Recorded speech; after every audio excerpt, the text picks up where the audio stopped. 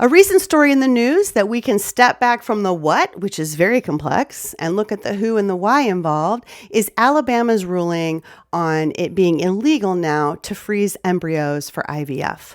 This is a different who than we're used to looking at in the abortion debate, because this is people who aren't able to get pregnant. And so in order to do that, they're freezing an egg. I looked it up. It's anywhere between 72 hours to 7 days after conception that this process happens.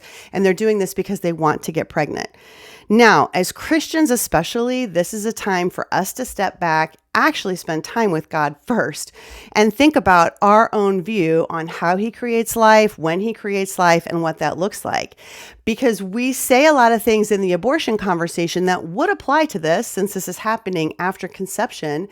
And I believe we need to take seriously our responsibility to sit with Him and ask Him what He thinks about this.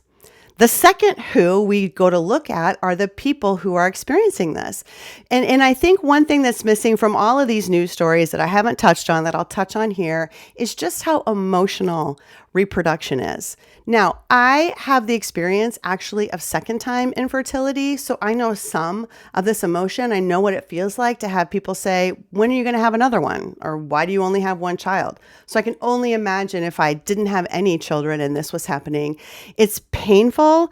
It's out of my control. It was out of my control. It's so emotional. And when we reduce this what to just a thing that people are ruling on, and we don't sit with the emotions that real people are going through, we lose an opportunity to reflect Christ. So even in this IVF discussion, which is so different and so much more complex, we can sit back and talk to people and say, hey, have you known anyone who struggled with this?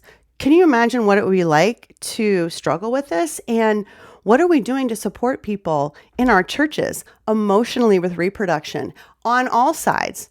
I actually think expanding this conversation to be more about pregnancy than just abortion is really helpful, because we don't understand so many of the whys that people feel like they can't continue a pregnancy. And by sitting in the emotion and hearing people's stories and humanizing the issue, we will be so much better able to build relationships and build common ground so that we can have a society where people can receive the support that they need when they need it.